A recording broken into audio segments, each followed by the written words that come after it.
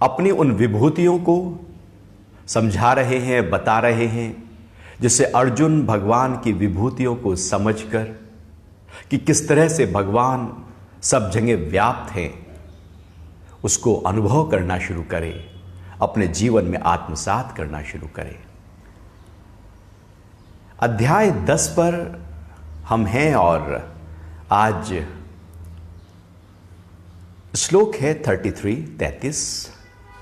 भगवान कह रहे हैं कि मैं अक्षरों में आकार और समासों में द्वंद्व समास हूं।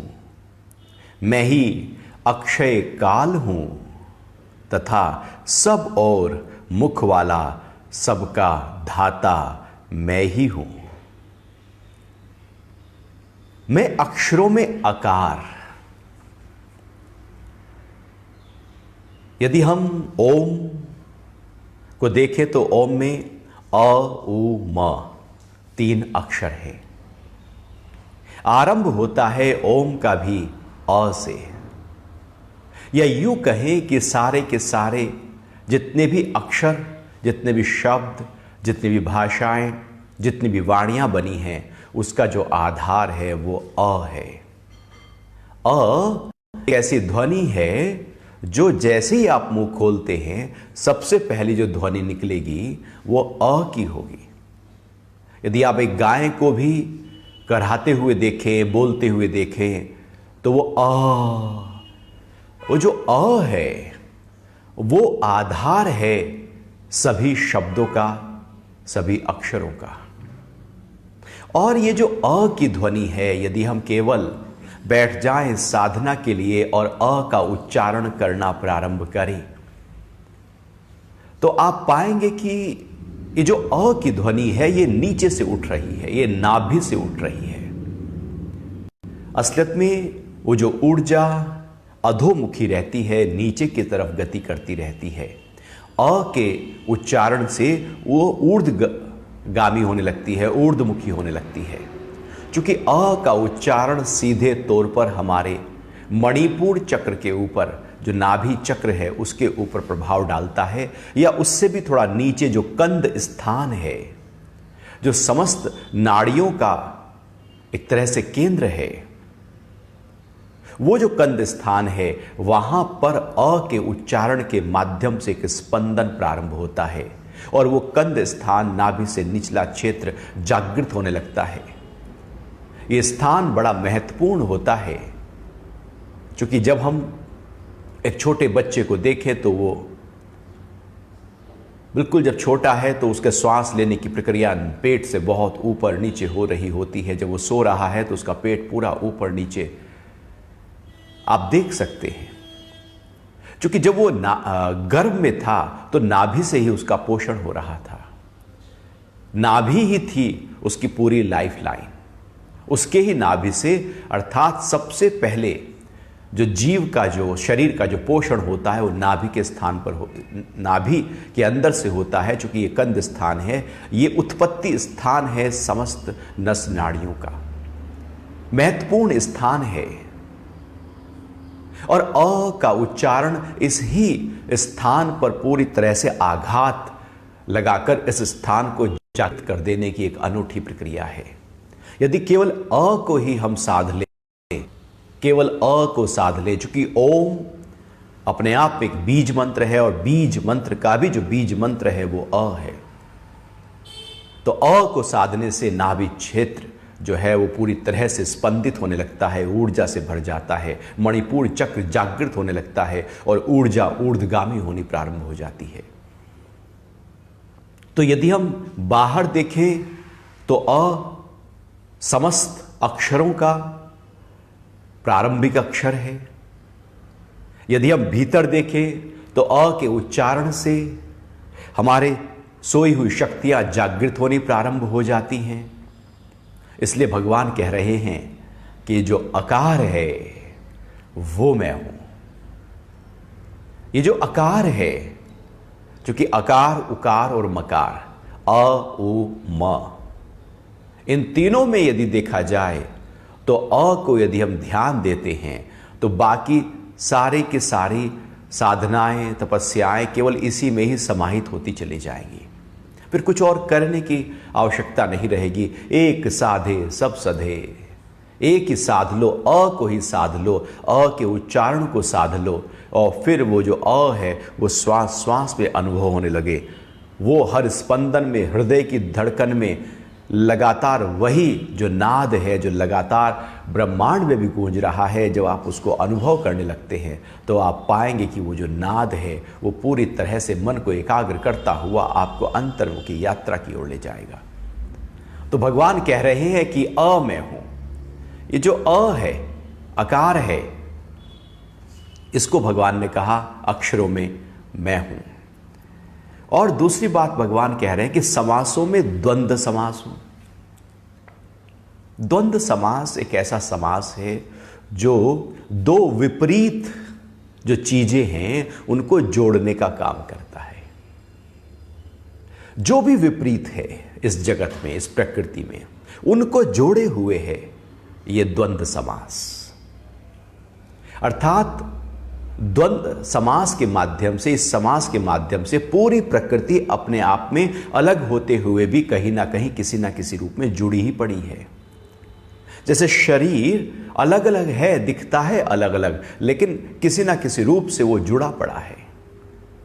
वो पैर और हाथ दिखते हैं अलग अलग, लेकिन कहीं ना कहीं यदि सेंट्रल नर्वस सिस्टम के आधार पर देखें तो वो भी कहीं ना कहीं जुड़े पड़े हैं। वो कहीं ना कहीं जो भी दिख रहा है कि अलग अलग है, वो जुड़ा हुआ है। यहां कुछ भी अलग नहीं, सब जुड़ा पड़ा है। क्योंकि जुड़ने की प्रक्रिया भगवान कह रहे हैं वो मेरे से होती है, वही मैं हूं। यदि हम बोलचाल में देखें, भाषा में देखें, तो वहां पर हम कहते हैं ये सुख है, ये दुख है। जबकि ना कुछ सुख होता है ना कुछ दुख होता है, वो मेरे मन की कल्पना है। हमारे अनुकूल हो गया तो सुख, अनुकूल ना हो तो दुख। सबका अपना सुख, अपना दुख, सबकी अपनी अपनी परिभाषाएं हैं सुख की, दुख की। क्योंकि बाहर तो ना सुख है ना दुख है। लेकिन ये जो सुख और दुख है, और देखा जाए तो पूरी तरह से विपरीत है। एकदम एक उस छोर पर है, एक इस छोर पर है। नदी का एक ये किनारा है, एक वो किनारा है।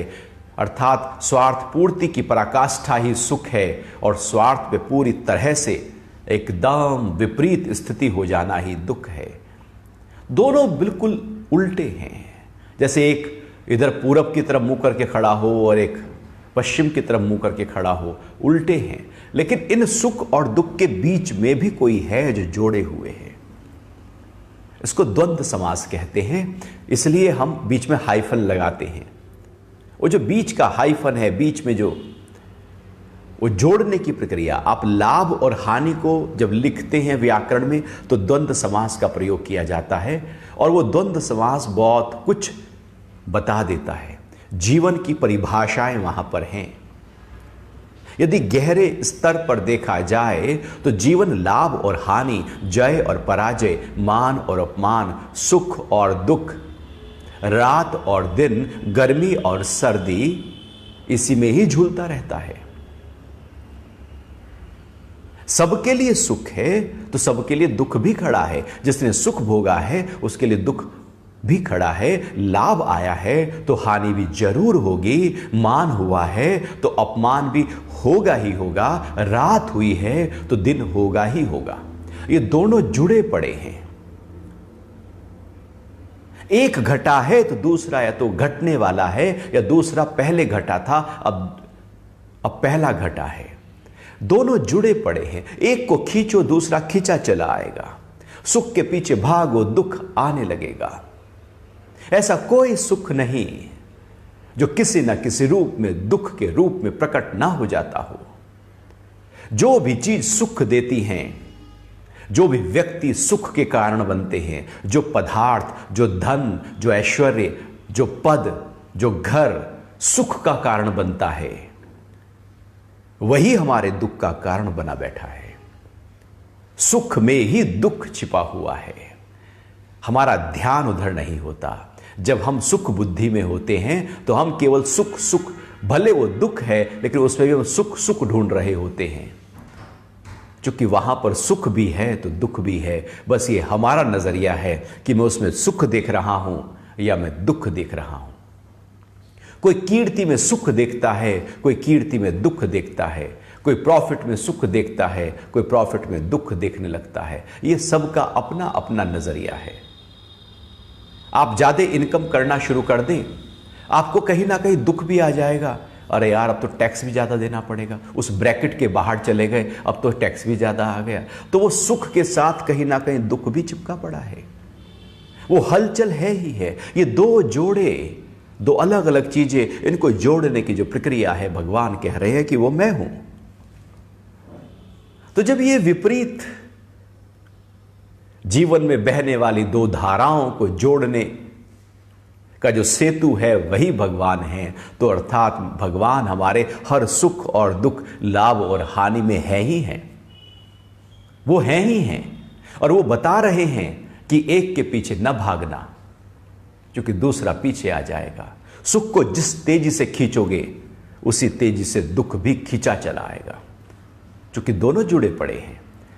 मान सम्मान को जिस तेजी से आप चाहोगे उसी तेजी से अपमान भी किसी ना किसी और रास्ते से आ जाएगा। कोई बाहर का अपमान नहीं करे तो घर वाले ही अपमान करना शुरू कर देंगे। कई बार ऐसे ही होता है कि बाहर वालों में हिम्मत नहीं होती अपमान करने की, लेकिन घर वाले ही हो जाते हैं, अपने ही लोग हो जाते हैं जो अपमान करने लगते हैं। क्योंकि प्रकृति किसी ना किसी को तो बैठा ही देगी। जब मान उसने दिया था तो अपमान से बचा कैसे जा सकता है? जब सुख उसने दिया था तो दुख भी आएगा ही आएगा। इसलिए दोनों के जो जोड़ हैं, उनके जोड़ने की प्रक्रिया भगवान कह रहे हैं वो मैं हूं। तो यदि हमने भगवान को जान लिया तो फिर हम सुख और दुख को न पकड़ें, बल्कि बीच में जो समास है, जोड़ने की जो प्रक्रिया है, उसको पकड़ना है। अर्थात सुख और दुख के बीच में जो डंडा है, यदि आपकी कॉन्शियसनेस उसमें बैठ जाए, जैसे तराजू के दो पलड़े और बीच में एक डंडी है जो बता रही है कि भार इधर है या इधर, यदि वो दोनों तरह से समान हो तो वो पूरी तरह से खड़ी है, मध्य में है, संतुलित है, सम्यक है, बैलेंस है। वो बैलेंस ही भगवान है। तो यदि हम अपने आप को उस द्वंद्व के समास में ले आएं तो सुख और दुख मुझे भासेगा नहीं, मुझे परेशान नहीं करेगा, क्योंकि वहां भगवान है। सुख और दुख में नहीं, बल्कि उसके बीच में और उनके जोड़ने की प्रक्रिया में भगवान है। या यूं कहें कि जो फेमिकोल की तरह चिपके हुई है दो चीजें, वो भगवान है। जो भी कुछ जुड़ रहा है विपरीत, वो भगवान से हो रहा है। फिर भगवान आगे कह रहे हैं कि मैं ही अक्षय काल हूं। यह अध्याय 10 के 33वें श्लोक पर हम आगे चर्चा कर रहे हैं कि मैं ही अक्षय काल हूं। अक्षय काल है, काल बीतता नहीं है। ये हमारा भ्रम है कि काल बीतता है। काल जू का त्यों हजारों लाखों सालों से खड़ा है। सृष्टि जब से उत्पन्न हुई तब से काल भी जू का त्यों खड़ा है। इस काल के अंदर जो भी आ जाता है वो बीतना शुरू हो जाता है, लेकिन इसके बाहर जो चला जाता है वो नहीं बीतता, और ये काल नहीं बीतता। भला हम कहते हैं कि ये सुबह हुई, शाम हुई, लेकिन यदि आप सूरज के नज़दीक जाकर देखो तो ना वहाँ सुबह है, ना दोपहर है, ना सांझ है, ना रात है। वो तो हम नज़रिए से, धरती के नज़रिए से देख रहे हैं। छोटी आंखों से जब हम ऊपर की तरफ देखते हैं तो हमें उतना ऊपर का बड़ा नहीं दिखाई देता, क्योंकि हमारी आंखें ही, दृष्टि ही छोटी है। हम तो धरती से देख रहे हैं सूरज को, तो वो तो डूबता हुआ और उगता हुआ दिखाई देगा। भला सूरज कभी डूबा और उगा है? भला वो तो जू का त्यों है ही है। कालो न यातो वयमेव याता। काल नहीं बीतता जनाब, हम बीत जाते हैं। भर्तृहरि जी ने कहा है काल नहीं बीतता, हम बीतते हैं। काल तो खड़ा है, लेकिन हम कहते हैं मैं टाइम पास कर रहा हूं। क्या किया? टाइम पास किया। कैसे किया टाइम पास? नहीं, ये करके वो करके। एक्चुअली टाइम पास हम कर नहीं सकते। जो अक्षय है उसको क्षय कैसे कर सकते हैं?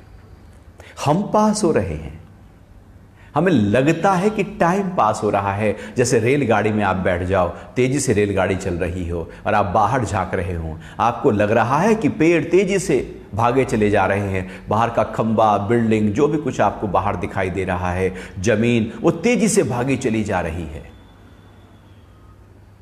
आपको लगता है आप तो वही हैं, ये भाग रही है। लेकिन होता क्या है? हम भाग रहे हैं या वो भाग रही है?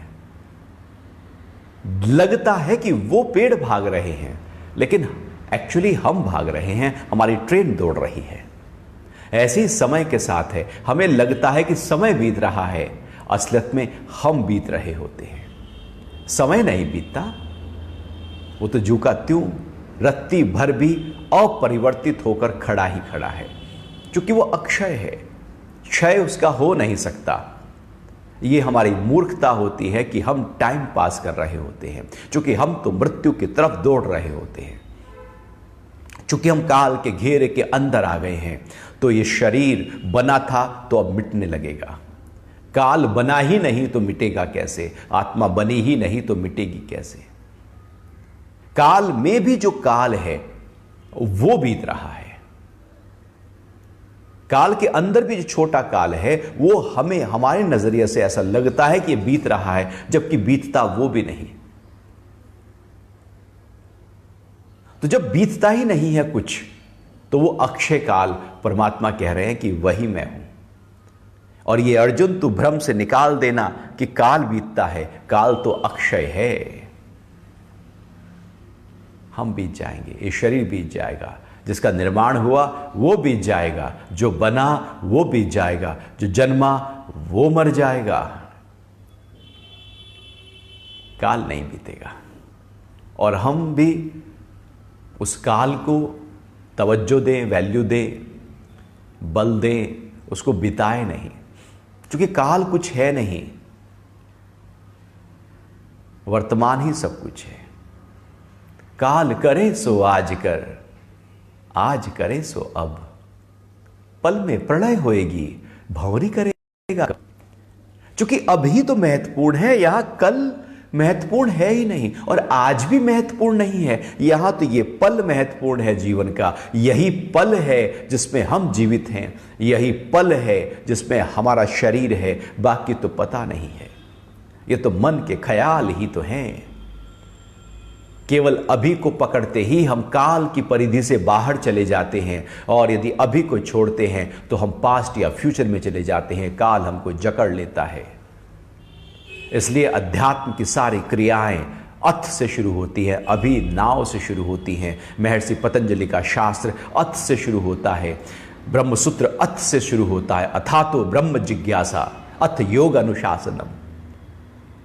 अथ मतलब अभी में आओ तो काल, अक्षय काल को अनुभव कर पाओगे। ध्यान की गहराइयों में उस काल के अक्षय स्थिति को हम अनुभव कर सकते हैं, और जितने स्थूल होते जाते हैं उतना हम उस काल को बीतता हुआ मानने लगते हैं कि सेकंड, मिनट, घंटे बीत चले गए। कुछ नहीं बीतता। भगवान फिर आगे कह रहे हैं कि तथा सब और मुख वाला सबका धाता मैं हूं। मेरे चारों ओर मुख हैं, सारे मुख मेरे ही तो हैं। ऐसा कोई स्थान नहीं जहां पर मेरा मुख नहीं, मेरी नजर नहीं, मेरी दृष्टि नहीं। हर जगह मैं ही मैं हूं।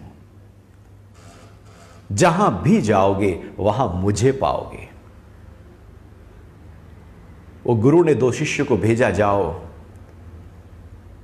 जाओ इस कबूतर को ऐसी जगह मारना जहां पर कोई देख ना रहा हो। दोनों शाम तक लौट के आए, एक खाली हाथ एक कबूतर को ले आया। जो खाली हाथ आया उसने कहा, गुरुजी मैंने सारी जगह ढूंढी लेकिन कोई ना कोई तो देख ही रहा था। फिर मैं एक काली गुफा में गया जहां पर कोई नहीं था, वहां जाकर मैंने मारा। और दूसरा आकर बोलता है, गुरुजी ऐसी कोई जगह नहीं मिली जहां देख ना रहा हो। वो परमात्मा तो देख ही रहा है, वो तो लगातार देख रहा है। ऐसा कुछ भी नहीं है जो उससे छिप गया हो। चूंकि मैं देख रहा हूं, मेरा चित्त, मेरा मन, मेरी बुद्धि, मेरा अहंकार, मेरी वासना वहां पे जब मारूंगा तो सब जगह वो होगी, उसके इंप्रेशंस मेरे अंदर जाएंगे और ये सारी चेतना के आधार पर क्रिया होगी और वो चेतना उस परम चेतना से जुड़ी हुई है। तो परमात्मा तो लगातार देख ही रहा है। तो गुरुजी मुस्कुराए और कहा, बिल्कुल ठीक है। उसके मुख तो चारों तरफ हैं, काल कोठरी में भी चले जाओ वहां पर भी तो वो है। मौत से डर कर यदि काल कोठरी में भी चले जाओ तो क्या मौत वहां नहीं आएगी? ऐसा कोई स्थान है कि मौत कहीं से बच सकती हो? आप अपना ही हॉस्पिटल खिलवा लो, बड़े से बड़े टॉप सर्जन, सारे डॉक्टर्स वहां रख लो, तो क्या मौत नहीं आएगी? वो तो आएगी, वो तो आनी ही है। उसको कैसे हम नकार सकते हैं? तो भगवान जो है उस जैसे मौत हर जगह उपलब्ध है ही है, कहीं भी जाओ वहां पर मौत है ही है, ऐसे ही परमात्मा का मुख भी है ही है।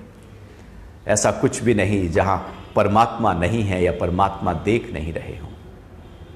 और वही परमात्मा सबके धाता है, सबको धारण करने वाले हैं। तो परमात्मा ऐसा नहीं कि उत्तर की दिशा की तरफ नहीं, परमात्मा तो पूरब की तरफ है, तो दक्षिण की तरफ है। वो तो दसों दिशाओं में वही वही है। वो तो हम ऊर्जा के आधार पर कहते हैं कि पूरब या उत्तर दिशा में मुख कर कर प्राणायाम और ध्यान के अभ्यास करने चाहिए, क्योंकि ग्रेविटी का इंपैक्ट फिर उस अनुरूप आता है। नॉर्थ पोल और साउथ पोल का असर आने लगता है। सूर्य उदय जिधर से हो रहा है, प्राण शक्ति उधर से प्रचुर मात्रा में बह रही होती है। लेकिन परमात्मा तो हर जगह है। वो तो हम शरीर को ध्यान में रखते हुए, शरीर का ख्याल रखते हुए दिशाओं को ध्यान रखते हैं, लेकिन आत्मा के स्तर पर तो वहां पर कोई भी अंतर नहीं, क्योंकि वो तो हर जगह है ही है। जैसे रात्रि के सोते हुए या दिन में कभी भी लेटे तो सिर को उत्तर दिशा में नहीं रखें, क्योंकि हमारे ब्लड में जो आयरन है वो ब्रेन की तरफ, सिर की तरफ बढ़ने लगते हैं, क्योंकि जो ग्रेविटी और जो नॉर्थ और साउथ पोल का इंपैक्ट है, जो फोर्स है, वो आयरन को ऊपर की तरफ खींचकर हमारे ब्रेन में नेगेटिविटी को पैदा कर सकती है। इसलिए तो हमारे यहाँ पर भारतीय परंपरा रही है कि जो मृत हो जाता है उसका सिर उत्तर दिशा में रख देते हैं। लेकिन परमात्मा क्या उत्तर दिशा में नहीं है?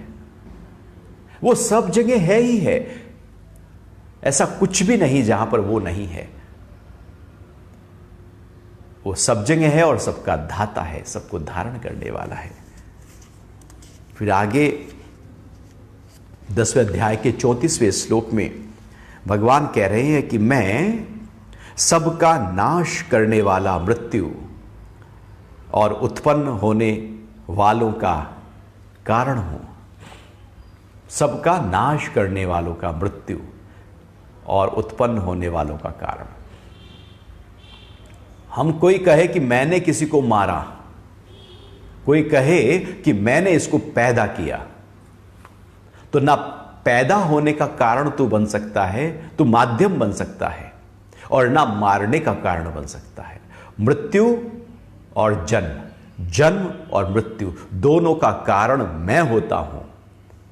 हे अर्जुन, तू यदि मारेगा तो उसका कारण तू नहीं, कारण तो मैं हूं। माध्यम कोई भी बन जाता है। माध्यम मां बनती है बच्चे को जन्म देने के लिए, लेकिन मां बिना उस ईश्वरीय कृपा के बिना वो मां नहीं बन सकती। इसलिए सब स्त्रियां मां नहीं बन पाती। कहीं ना कहीं कुछ ना कुछ यदि किसी ना किसी स्तर पर परमात्मा नहीं चाह रहा है तो वो मां का गुण वहां पर प्रकट नहीं हो पाएगा। कारण मैं हूं, जन्म का कारण मैं हूं। और कोई कहे कि मैंने जन्म दिया तो वो एक मिथ्या ज्ञान होता है, और मैंने मार दिया तो वो भी मिथ्या ज्ञान है। जन्म मेरे से होता है तो मृत्यु भी मेरे से ही घटती है। यहां जो होता है मेरे से होता है। पत्ता भी हिलता है तो किसी ना किसी रूप में मेरी ही मर्जी होती है। मैं ही हवाओं को चलाता हूं, मैं ही उस पेड़ को नीचे से जल देता हूं, मैं ही उसका पालन करता हूं, मैं ही हवाओं के माध्यम से पत्ते को भी हिलाता हूं। मेरी मर्जी के बिना यहां कुछ नहीं होता।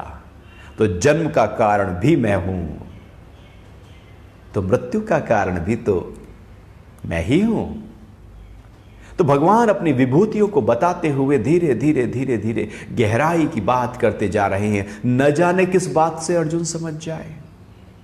इतने सारे उदाहरण, इतने सारे बातें भगवान बता रहे हैं कि कोई ना कोई तो तरकीब हो। जैसे बच्चे को बहुत सारे उदाहरणों के माध्यम से बताया जाता है, समझाया जाता है, शायद इस तरीके से, शायद उस तरीके से। जैसे बच्चों को फॉर्मूला, गणित का कोई सॉल्व करना हो तो उसको इस फॉर्मूले से भी आप सॉल्व कर सकते हैं, दूसरा फॉर्मूला भी है, इसको भी सॉल्व कर सकते हैं, तीसरे से भी कर सकते हैं। कई तरीके उसके हो सकते हैं।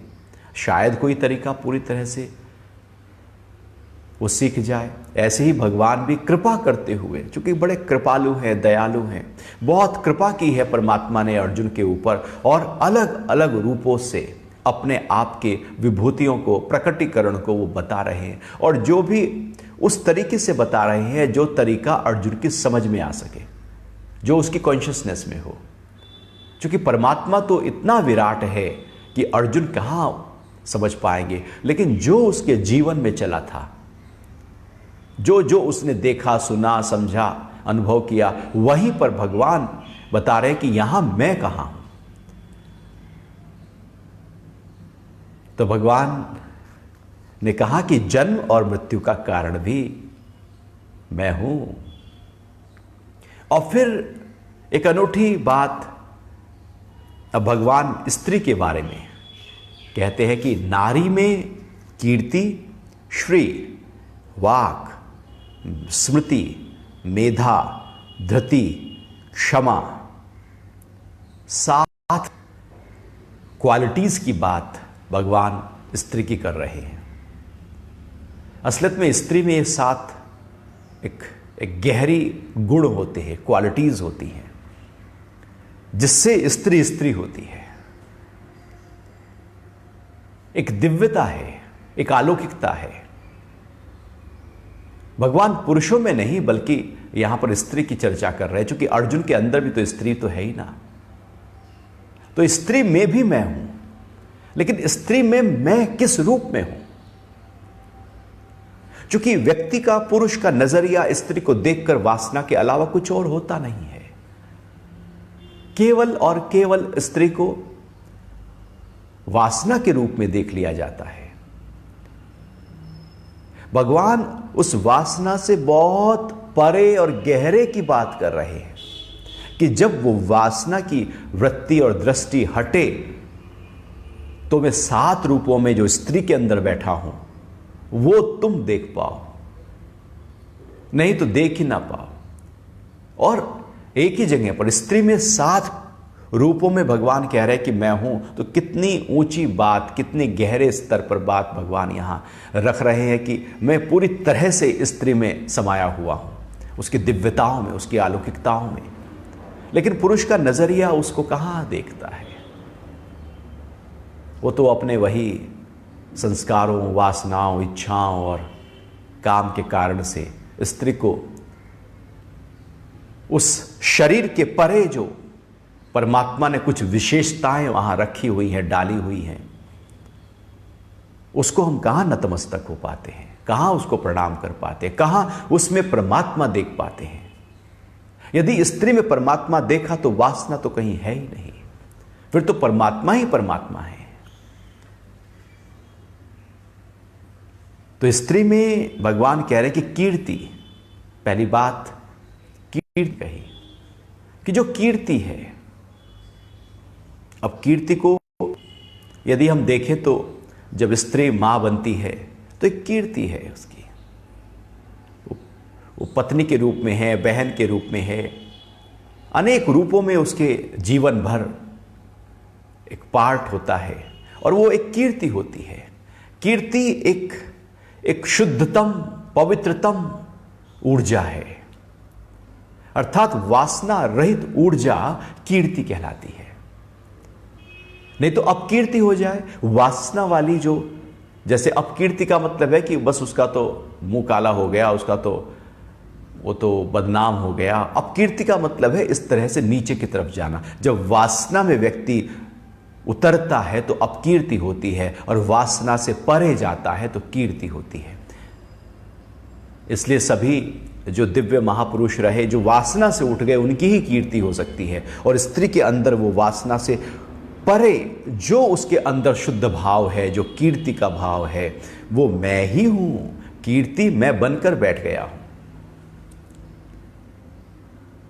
और जो श्री है, श्री मतलब जो टॉप क्वालिटी होती है, सबसे ऊंची, जैसे श्रीमान, श्रीमती। श्री मतलब बिल्कुल जो जीवन की जीवंतता है, जो महक है, जो सुगंध है, जो प्रफुल्लितता है, जो कहे कि दूध का मक्खन है, जो उसमें बेस्ट चीज है, श्री, वो मैं हूं। जो स्त्री में श्री है, वो श्री मेरे से ही है। तो एक तो स्त्री में कीर्ति होती है, दूसरी श्री होती है, तीसरी वाक। वाक मतलब वाणी। वाणी दो प्रकार की होती है। वैसे तो वाणी के 4 भेद हैं यहां पर मोटे रूप में। ऐसे समझे कि एक बोल रहे हैं। वैसे तो वैखरी, मध्यमा, परा, पश्यंती 4 प्रकार की वाणी होती है। और दूसरी है मौन। बोलना भी वाक है तो मौन भी वाक है। स्त्रियों में यदि देखें तो बोलना ज्यादा कई बार होने लगता है, और लोग तो मजाक के रूप में कहते हैं कि 2 स्त्रियां बैठी हैं, चुप बैठी हैं। ऐसा हो नहीं सकता, क्योंकि वहां पर जो बोलने की जो कला है वो भी भगवान कह रहे हैं कि मेरे से ही है। लेकिन उसमें भी एक महीनता है, एक गंभीरता है। मौन यदि स्त्री हो जाए तो उसकी वैल्यू ज्यादा होने लगती है, उसकी क्वालिटी, उसमें दिव्यता ज्यादा प्रकट होने लगती है। क्योंकि वाक अर्थात जो मौन, जो परा और पश्यंती वाणी है, भगवान कह रहे हैं वो मेरे से ही है। तो स्त्री जब गंभीर हो जाए, गहरे स्तर पर अपनी वाणी को संभाल ले, उसके बाद जो उसकी वाणी होती है उसकी काट नहीं होती, उसका बहुत ज्यादा प्रभाव होता है। क्योंकि उसने वाक शक्ति को अपनी पूरी तरह से तपस्या के माध्यम से बढ़ा लिया है। तो पुरुष का प्रभाव उतना नहीं होगा, स्त्री का प्रभाव उसकी बात का ज्यादा हो जाएगा, क्योंकि वाक के रूप में परमात्मा वहां पर विराजित है। लेकिन वो तब जब उन्होंने अपनी वाणी को साधा हो, तपाया हो। जैसे लोहे को तपाकर पूरी तरह से लाल करके उसका औजार बनाया जाता है, धातु को तपने के बाद ही वो किसी दूसरे आकार में परिवर्तित की जाती है, ऐसे ही स्त्री जब वाणी को तपा ले, वाणी का तप कर ले, तो वाक बन जाती है। और वाक, वो जो मौन है, उसके जो शब्द हैं वो फिर बहुत ही गहरे स्तर पर प्रकृति उन के पीछे उस शब्दों को पूरा करने में लग जाती है। तो जो वाक है, जो वाणी है,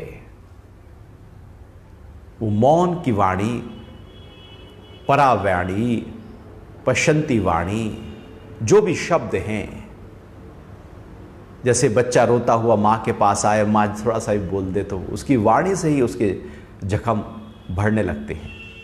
वाणी में ही एक दिव्यता, एक अलौकिकता, एक ममत्व होता है, एक प्यार, एक स्नेह होता है। पुरुष में नहीं होता, वो तो अहंकार के कारण से बुद्धि के स्तर पर जीने लगता है। स्त्री की वाणी में जो माधुर्य, मात्सल्य होता है, कोमलता, नाजुकता, कोयल जैसी जो एकदम कूकने वाली माधुर्य है, वो पुरुष में नहीं होता। पुरुष की वाणी तो कर्कश होने लगती है, उसमें अहंकार होता है, वो बिखरी हुई ज्यादा होती है। इसलिए स्त्री में जो वाणी और पुरुष और स्त्री की वाणी में आप सुने तो आप पाएंगे कि किस तरह से एक कोमल और एक बिल्कुल सुरीली वाणी है, क्योंकि परमात्मा कह रहे हैं उस वाणी में मैं बैठा हूं। लेकिन उसका गलत प्रयोग करने से वो वाणी बिखर जाती है। फिर वो जो परमात्मा की दिव्यता जिस रूप में वहां पर थी उसको हमने बिखेर दिया। कह रहे हैं कि स्मृति अर्थात जो मेमोरी है, क्योंकि पुरुष की मेमोरी अलग होती है और स्त्री की अलग होती है। स्त्री अलग तरीके से सोचती है, पुरुष अलग तरीके से सोचता है। स्त्री जब सोचती है तो भावनाओं के आधार पर, हृदय के आधार पर ज्यादा सोचती है। पुरुष जब सोचता है तो बुद्धि के आधार पर ज्यादा सोचता है। तो जो कोमलता है, नाजुकता है स्त्री में, वो जो स्मृति पैदा होती है वो मेरे से है। और धृति, धैर्य, पुरुष में धैर्य कम होता है, स्त्री में धैर्य ज्यादा होता है।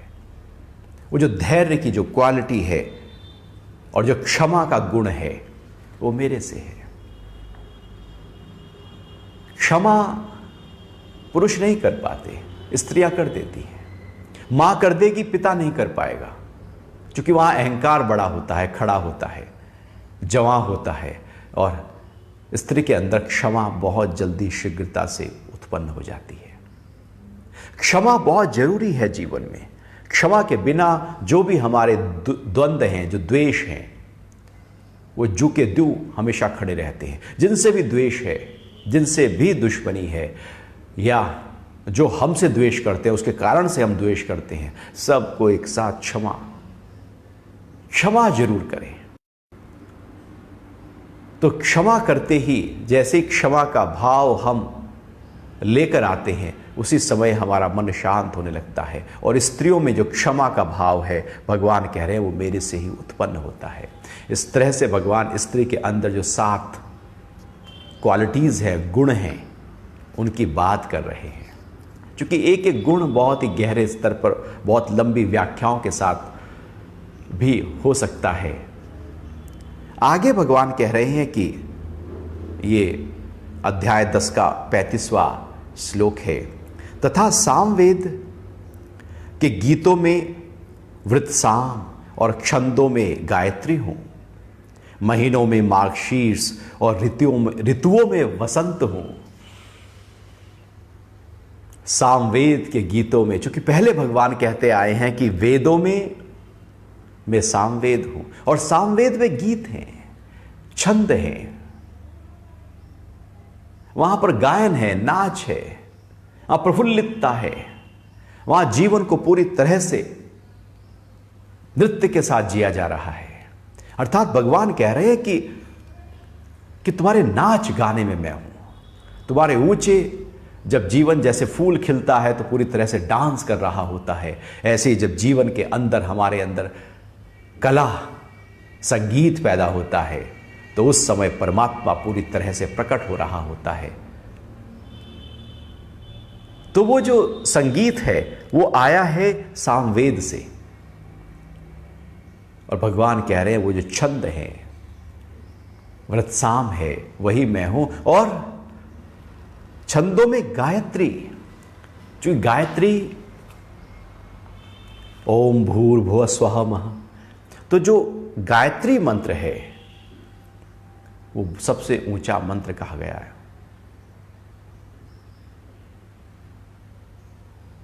गायत्री मंत्र बेसिकली बुद्धि के लिए है।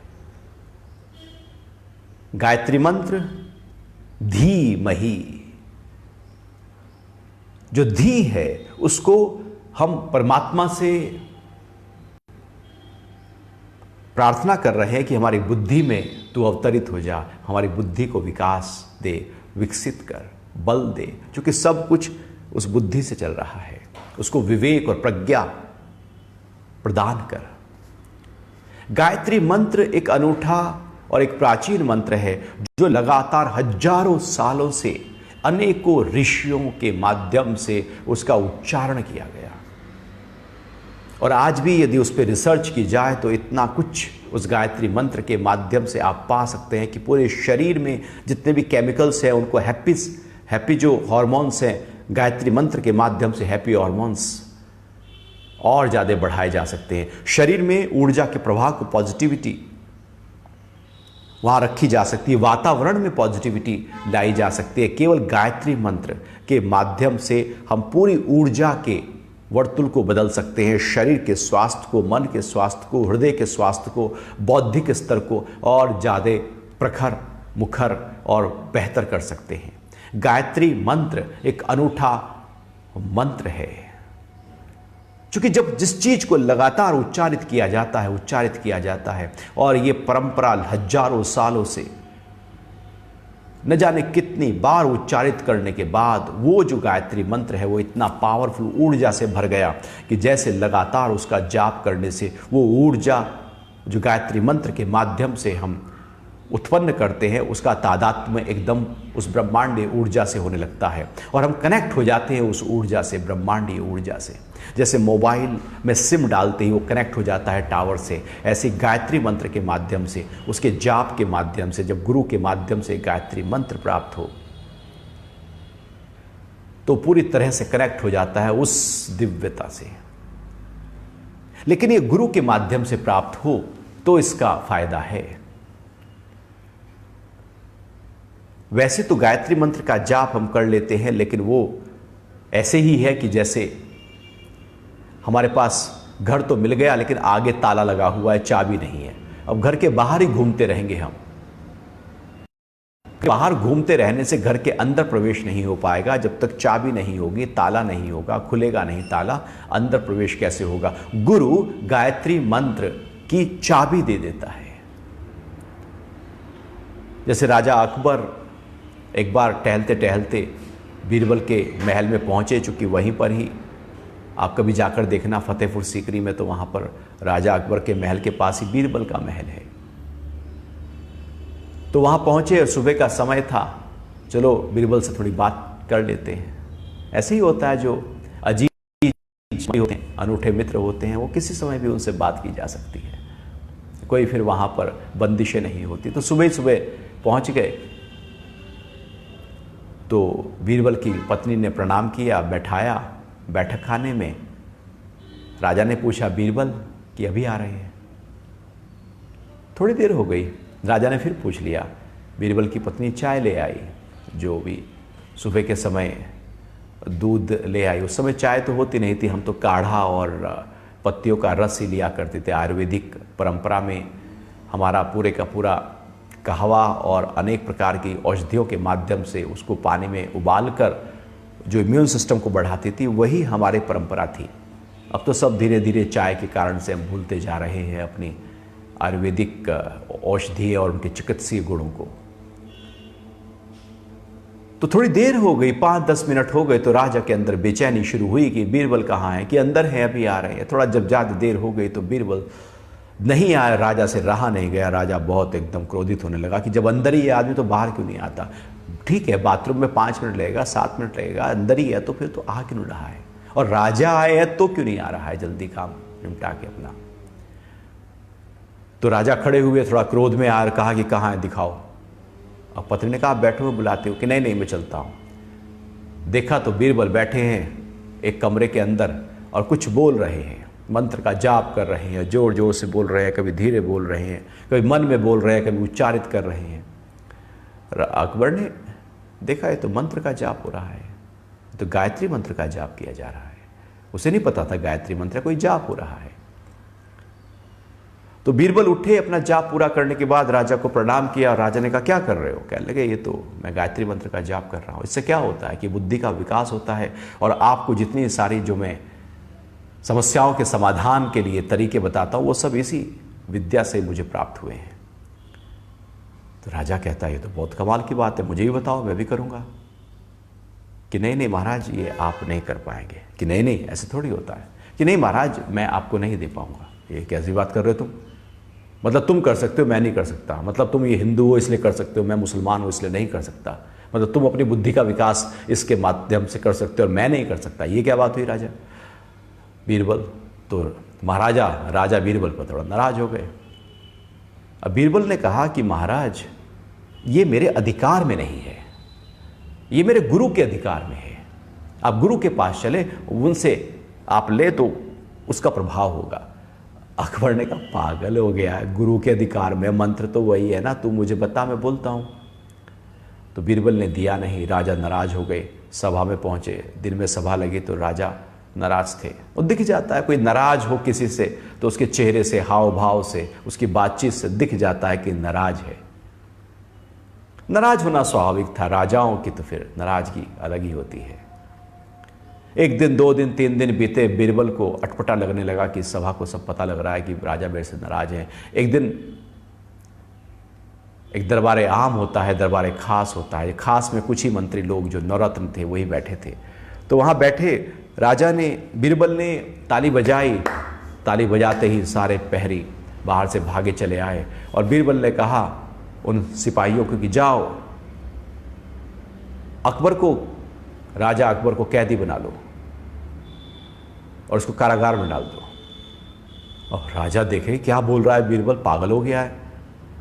और वो सिपाही भी एकदम तन गए कि क्या बोल रहा है।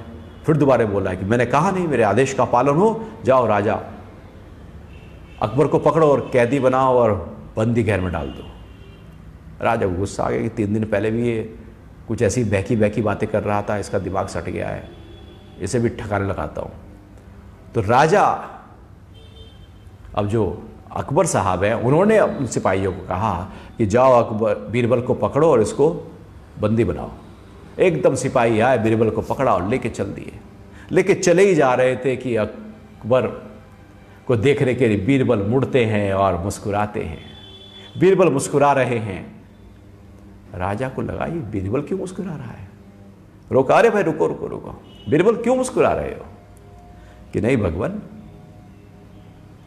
मैंने कहा सिपाहियों को कि बंदी बनाओ आपको, तो इन्होंने बनाया नहीं।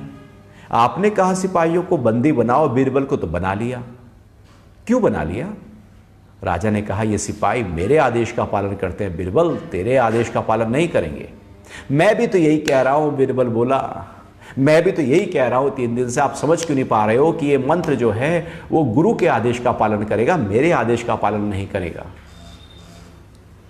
राजा अकबर मुस्कुराए, कहा अच्छा, बहुत अच्छा तरीका था समझाने का। तो इस तरह से जो मंत्र है वो गुरु के आदेश में होता है। और गायत्री जाप जो है वो भगवान कह रहे हैं कि सारे छंदों में गायत्री मैं हूं।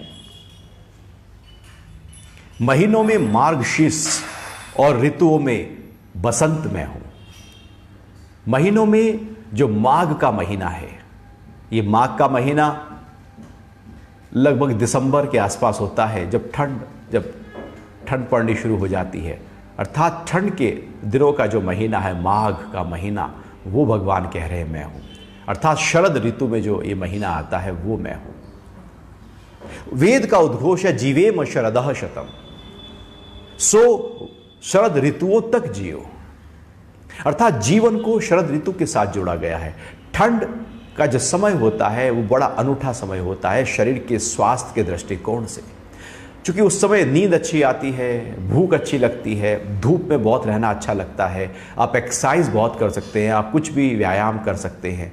गर्मियों में तो बड़ा मुश्किल हो जाता है, सब चिपचिप हो जाता है। तो सेहत बनाने का जो समय होता है वो माघ और पोह, जो ठंड के दिन है, वो ज़्यादा वहाँ पर होता है। तो भगवान कह रहे हैं मार्गशीर्ष जो है, वो जो महीना है मार्गशीर्ष का, वो मैं हूँ। तो माघ महीनों में मैं हूँ, लेकिन जो ऋतुओं में वसंत में हूँ। अभी जो वसंत ऋतु है भगवान ने उसको चुना। क्या है अनूठा इस वसंत ऋतु में। अस्तित्व में वसंत ऋतु और वसंत पंचमी यदि देखा जाए तो पंचमी का दिन, वसंत पंचमी का दिन, जब ब्रह्मा जी ने सृष्टि की रचना की तो उसके बाद उसने देखा कि कुछ कमी है, कोई नाद नहीं, कोई कोहलाहल नहीं। तो माँ सरस्वती का आवाहन किया, देवी का आवाहन किया, सरस्वती प्रकट हुई और वीणा के वादन से पूरा एक जो नाद प्रकट हुआ, उससे सभी जीवधारी प्राणियों को ऊर्जा मिली और सभी में जीवंतता पैदा हो गई। तो वो जो जीवंतता है वो वसंत ऋतु के माध्यम, वसंत ऋतु में है। तो वसंत ऋतु में आप देखो तो सारे फूल खिले होते हैं, पूरी प्रकृति नाच रही होती है, तितलियां पूरी तरह से उड़ रही होती हैं, रंग बिरंगी तितलियां, और लगातार प्रकृति पूरी तरह से यौवन पर होती है, उत्सव पर होती है, एक ऐसे प्रसन्नता पर होती है। तो भगवान कह रहे हैं कि सामवेद में छंदों में मैं हूँ, गीतों में मैं हूँ, तो गायत्री में मैं हूँ, तो माघ में मैं हूँ, तो वसंत में मैं हूँ, अर्थात जीवन की रौनक में मैं हूँ।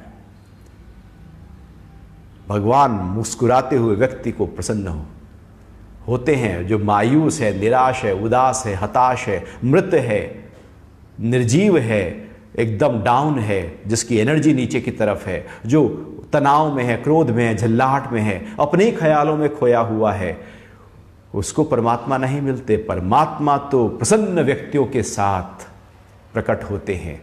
परमात्मा प्रसन्नता में प्रकट होते हैं, उत्सव में प्रकट होते हैं, सृजन में प्रकट होते हैं, रचनात्मक कार्यों में प्रकट होते हैं। परमात्मा वसंत में है।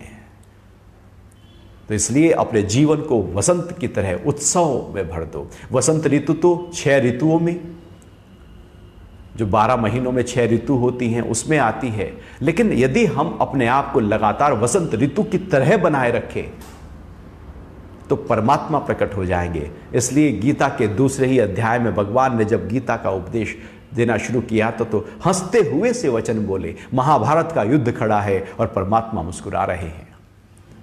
योग के शास्त्र कहते वपु कशत्तम वदने प्रसन्नता, कि शरीर पतला और चेहरे पर प्रसन्नता होनी चाहिए, तब योग की साधना आगे फलवती होने लगती है। ये प्रसन्नता, जीवन का उत्सव होना बहुत जरूरी है। जीवन की जीवंतता, एकदम खिलापन हो, मन में खिलापन हो, शरीर में ऊर्जा से भरा हुआ हो, बुद्धि एकदम रचनात्मक कार्यों में लगी हुई हो, एकदम नयापन घट रहा हो, तब प्रार्थना, तब साधना, ध्यान बहुत ही शीघ्रता से उस दिव्यता को अपने ही अंतरतम में प्रकट करने में सहायक हो जाता है। तो इस तरह से भगवान अपनी विभूतियों का बहुत गहरे स्तर पर वर्णन करते आ रहे हैं। तो आज ये 10वें अध्याय का 35वां श्लोक था। फिर आगे हम अगले सत्संग में भगवान की विभूतियों की चर्चा करेंगे। अभी आपके कोई प्रश्न उठ रहे हो तो जरूर बात कर सकते हैं।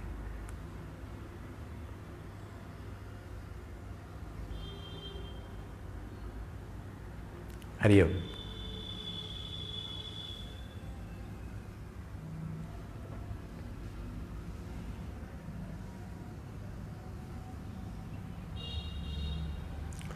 वाणी को कैसे साधे, बिखेरा कैसे है, ये वाणी बिखरी क्यों है? हमारी वाणी, हमें जीभ मिली है, हमें भाषा मिली है, हमें जुबान मिली है, वाणी मिली है। इसका मतलब ये नहीं कि आप कुछ भी बोलें, कुछ भी बोलें, कैसा भी बोलें, किसी भी समय पर बोलें, बिखरा हो, सधा हो, कैसे भी बस बोलें बोलें बोलें। वाणी से पता लगता है कि व्यक्ति का व्यक्तित्व क्या है। वाणी ही तो है आईना। वाणी ही तो बताती है कि व्यक्ति के अंदर ज्ञान और विज्ञान कितना भरा हुआ है, बुद्धिमत्ता है या बेवकूफ़ी है या मूर्खता है। वाणी से सब कुछ पता लग जाता है। आप सड़क पर निकलो, बच्चे खेल रहे हों, वो क्या बोल रहे हैं, उससे पता लग जाएगा कि उनके संस्कार किस तरह से हैं। वाणी से एकदम पता लग जाता है कि कैसे व्यक्ति की परवरिश की गई है। वाणी एक आईना है। इसको जितना सजाओ संवारो, उतना व्यक्ति का व्यक्तित्व निखरता चला जाता है। हमारे 2 कान हैं और एक मुख है, एक जीभ है, अर्थात सुने ज्यादा और बोले कम। लेकिन हम तो उल्टा ही करते रहते हैं, बोलते ज्यादा हैं और सुनते कम हैं। हम सुबह से बोलना शुरू हो जाते हैं और मौका मिलते ही बोलते रहते हैं, बोलते रहते हैं। ज्यादा बोलने से वाणी बिखर जाती है, उसकी महत्ता, उसकी शक्ति खत्म हो जाती है, उसका इंपैक्ट खत्म हो जाता है। बार बार किसी को वाणी, जब हम जो मन में आया वो बोल रहे हैं तो वाणी बिखर जाएगी। जो अहंकार में आया वो बोल रहे हैं, वाणी बिखर जाएगी। वाणी का प्रयोग तो बुद्धि के आधार पर होना चाहिए, हृदय के आधार पर होना चाहिए। जो गहरे स्तर पर आपके अंतरतम में है, उसको प्रकट करने के लिए वाणी का प्रयोग होना चाहिए। क्योंकि वाणी ही तो है। यदि इसको सजाया संवारा तो संबंध मधुर हो सकते हैं, और इसको बिखेरा तो संबंध जो मधुर थे वो भी टूट सकते हैं। सारे संबंधों का आधार हमारी बोलचाल है। घर के जितने संबंध बिखरते हैं, झगड़े होते हैं, समाज में जितने झगड़े होते हैं, ऑफिस में जो झगड़े होते हैं, सारे शब्दों पर खड़े हुए हैं। यदि शब्द संवर जाए तो समझो जीवन संवर गया। उल्टा सीधा बोलने से मन खराब होता है, उल्टा सीधा खाने से तन खराब होता है, और जीभ के 2 ही काम होते हैं। इस शब्द के हाथ पैर नहीं होते, लेकिन ये शब्द जो है वो कई बार औषधि का काम करता है, कई बार ये शब्द जख्म का काम करता है, वार का काम करता है। कभी ये शस्त्र की तरह कार्य में आता है शब्द, कभी शास्त्र की तरह कार्य में आता है। शब्द ही है, चाकू ही है, कभी सब्जी काटने काम आता है, कभी अंगुली काट सकता है। तो शब्द का प्रयोग क्या किया जा रहा है वो महत्वपूर्ण है। इसलिए सुबह से लेकर रात तक अपने शब्द को ध्यान देना चाहिए। शब्द जब बोले तो थोड़ा सा, इसलिए कहते हैं ना कि तोल मोल के बोल, अच्छी तरह से सोच समझ कर क्या बोलना है, कब बोलना है, कैसे बोलना है, कितना बोलना है, कब मौन हो जाना है। ये आर्ट हमारे अंदर होनी चाहिए। और यदि बोलना आ गया और सही बोलना आ गया तो बात बन गई। नहीं तो बोलना तो हम बहुत जल्दी सीख लेते हैं, लेकिन कब, क्या, कैसे, किस तरह से बोलना है उसमें तो पूरी उम्र बीत जाती है, व्यक्ति भी पूरा हो जाता है, लेकिन उसको बोलने की आर्ट ऑफ टॉकिंग नहीं आ पाती। बोलना एक कला है, एक अनूठी कला है, और उसके लिए पहले मन को साधना होगा, बुद्धि को साधना होगा, व्यक्तित्व को साधना होगा, इच्छाओं और संस्कारों और वासनाओं से ऊपर उठना होगा। तब वाणी पूरी तरह से भीतर से बहेगी। जैसे गुरु की वाणी जो है, गुरु के शब्द वाणी कहलाते हैं, सामान्य व्यक्ति के शब्द वाणी नहीं कहलाते, क्योंकि गुरु के जो शब्द हैं वो आत्मा से बह रहे हैं। उसमें इच्छाओं, वासनाओं, मन और बुद्धि का प्रयोग नहीं, बल्कि जो भी दिव्यता और अनुभव है वो बयां हो रहा है। इसलिए कबीर की वाणी, तुलसी की वाणी, सूर की वाणी, वो वाणियां हैं, गुरु की वाणी वाणियां हैं सारी। भगवान कृष्ण की वाणी गीता, क्योंकि वो आत्मा के ऊंचे स्तर से बह रही है। तो जब गुरु की वाणी ऊंचे स्तर से बहे, शब्द बहे, तो उसको वाणी कहते हैं। और सामान्य व्यक्ति की वाणी नहीं, वो तो शब्द होते हैं, क्योंकि वो शब्द बिखरे हुए होते हैं। कभी स्वार्थ से होते हैं, कभी इच्छा से होते हैं, कभी वासना से होते हैं, कभी अहंकार से होते हैं, कभी काम से होते हैं, कभी क्रोध से होते हैं, कभी लोभ के होते हैं, कभी मोह के होते हैं, कभी द्वेष के होते हैं। ये सारे शब्द हमारे पूरी तरह से विकारों वाले होते हैं, इसलिए वाणी बिखर जाती है। इसलिए मौन, अभी मौनी अमावस्या गई, मौन एक ऐसी साधना है जो वाणी को साधेगी। आपकी कोशिश हो कि दिन में जब जरूरत नहीं है तब ना बोले। जैसे पहले आपने देखा होगा 30 साल पहले, 40 साल पहले जब तार भेजा जाता था तो तार में बहुत ही लिमिटेड शब्दों का प्रयोग किया जाता था। लिमिटेड शब्दों का प्रयोग करते हुए चूंकि उसके शब्द के पैसे देने पड़ते थे। सेंटेंस जितना छोटा, पहले घर में लिखने की प्रैक्टिस की जाती थी कि बात भी पहुंच जाए और शब्द भी कम हो, चूंकि एक एक शब्द जो मैं लिख के भेज रहा हूं उसके पैसे देने पड़ेंगे। इसलिए बहुत एकदम ऐसे लिख के भेजते थे, मां मर गई, 3 शब्दों में। तो इस तरह से वाणी का प्रयोग जब जितना सधने लगता है, वाणी में बहती ऊर्जा उतना ज्यादा सटने और एकदम एकाग्र होने लगती है। वो जो वाणी की ऊर्जा है वो फिर वाक शक्ति को और प्रकट कर देती है, क्योंकि हमारी ऊर्जा हमारी आंखों से और बोलने से सबसे ज्यादा निकल जाती है। बोलने से शरीर में जल तत्व तो कम होने लगता है, जो 70% लगभग जल है। इसलिए तो बोलने से प्यास लगती है, क्योंकि पानी प्रयोग, शरीर का पानी प्रयोग हो रहा है वहां पर।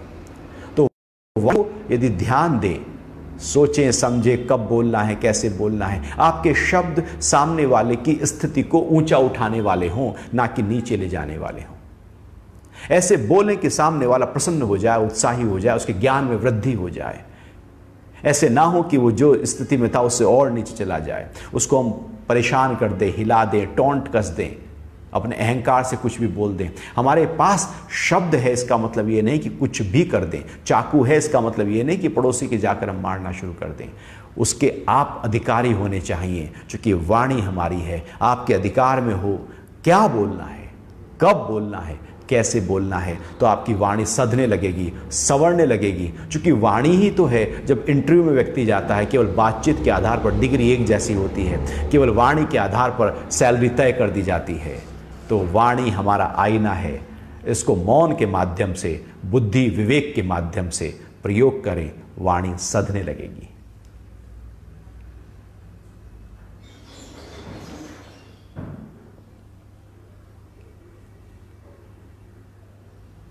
हरिओम।